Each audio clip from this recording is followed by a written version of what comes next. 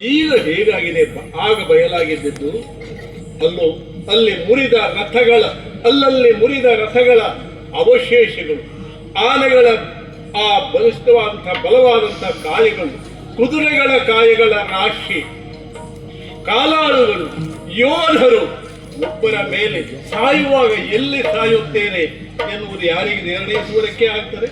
ಒಬ್ಬರ ಮೇಲೊಬ್ಬರು ಬಿದ್ದು ಸತ್ತಿದ್ದಾರೆ.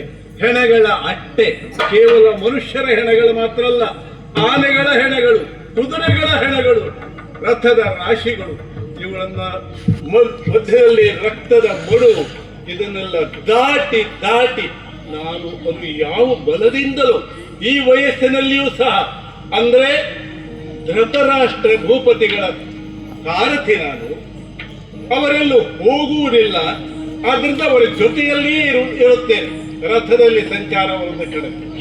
ಈಗ ಆದರೂ ಸಹ ಅವರಷ್ಟು ವಯಸ್ಸಿನವಾದರೂ ಸಹ ಇಲ್ಲಿಗೆ ಬಂದಿನಲ್ಲ, ಅದೇ ಆಶ್ಚರ್ಯ. ಹೇಗೆ ಆದ್ರೂ ನಾನು ಹುಡುಕುವುದರಲ್ಲಿ ಇದುವರೆಗೆ ಸಫಲರಾಗಲಿಲ್ಲ. ದುರ್ಯೋಧನ ನನ್ನ ಕರೆಗೆ ಓಗೊಡುತ್ತಿಲ್ಲ. ಎಲ್ಲಿಗೆ ಹೋದ? ನಾನು ಪಶ್ಚಿಮದಿಂದ ಪೂರ್ವದ ಕಡೆ ಬರ್ತಾ ಇದ್ದೇನೆ.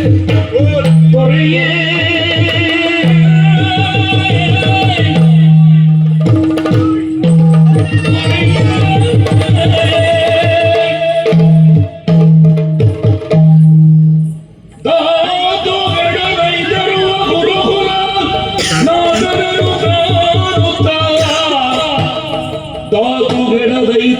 ಗುರುಕುಲನಾಥನನು ಕಾಣುತ್ತ ಸಂಜಯ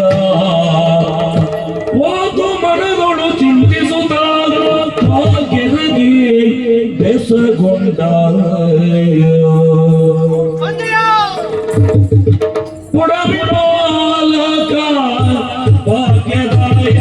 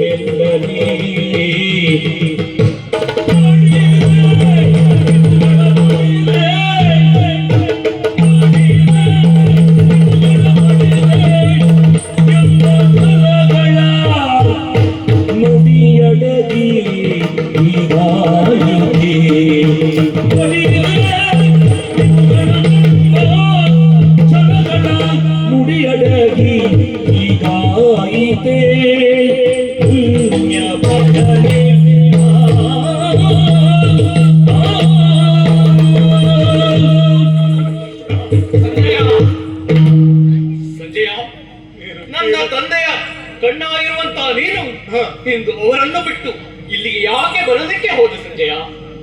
ಆ ಪರಿಸ್ಥಿತಿ ಒದಗಿ ಬಂತು ಕೌರವೇಶ್ವರ. ನಾನು ಅರಮನೆಯಲ್ಲಿಯೇ ಕುಳಿತು ಅಂಗೈಯಲ್ಲಿ ಮೂಡಿ ಬಂದಂತಹ ಇಲ್ಲಿಯ ಪ್ರತಿಯೊಂದು ದೃಶ್ಯಾವಳಿಯನ್ನು ಸಹ ಅವರಿಗೆ ವಿವರಿಸುತ್ತಾ ಬಂದನು. ಈಗ ನೀನು ನೋಡು, ಈ ಕುರುಕ್ಷೇತ್ರದ ವ್ಯಾಪ್ತಿಯನ್ನ ದಾಟಿ ಬಂದೆಯಲ್ಲ, ನನ್ನ ದೃಷ್ಟಿ, ಆ ದಿವ್ಯ ದೃಷ್ಟಿ ಮರೆಯಾಗಿ ಹೋಯಿತು. ನಿನ್ನನ್ನು ಕಾಣದೇ ಇದ್ದಾಗ ನಾನು ತಮಕುಗೊಂಡೆ. ನಿಮ್ಮ ತಂದೆ ಧೃತರಾಷ್ಟ್ರ ಭೂಪತಿಗಳು ಕವರವನ್ನು ಹುಡುಕಿ ನೋಡು, ನೀರೇ ಹೋಗುವಂತ ಬಂದೆ ಕೌರವೇಶ್ವರ.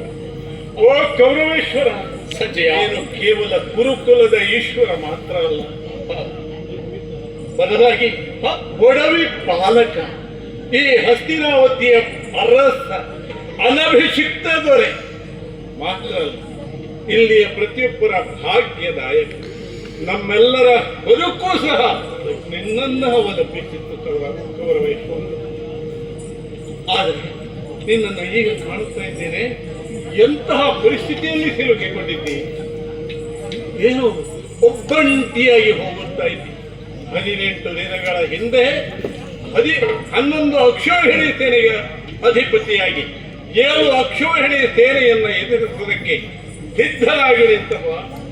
ಈಗ ಒಬ್ಬಂಟಿಯಾಗಿ ಹೋಗ್ತಾ ಇದ್ದೀಯ. ಇದೆಲ್ಲ ಯೋಚನೆ ಮಾಡುವಾಗ ಇದು ಕೇವಲ ನಿನ್ನ ದೌರ್ಭಾಗ್ಯ ಮಾತ್ರ ಅಲ್ಲ, ನಮ್ಮ ದೌರ್ಭಾಗ್ಯ. ಯಾಕಂದ್ರೆ ನಿನ್ನಂತ ಅರಸನನ್ನ ಈ ಪರಿಸ್ಥಿತಿಯಲ್ಲಿ ಕಾಣುವಂತಹ ಸನ್ನಿವೇಶ ಒದಗಿತ್ತಲ್ಲ, ಅದು ನಮ್ಮ ದೌರ್ಭಾಗ್ಯ ಅಲ್ಲವೇ? ಇದನ್ನ ಕಾಣುವುದರ ಬದಲಾಗಿ ನನ್ನ ಕಣ್ಣು ಎಂಗೆ ಹೋಗಬಾರದೆ ಅನ್ನಿಸ್ತದೆ. ಗೌರವಿಶ್ವನಾಥ, ಸಂಜಯ 18 ದಿನಗಳ ಮೊದಲಿನ ಪರಿಸ್ಥಿತಿಯನ್ನ ನಾನು ಅವಲೋಕಿಸುವಾಗ ತನಗೆ ನೆನಪಾಗ್ತದೆ. ನೆನಪಿಸಿಕೊಳ್ಳುವಾಗ ಬಿಡಲಿ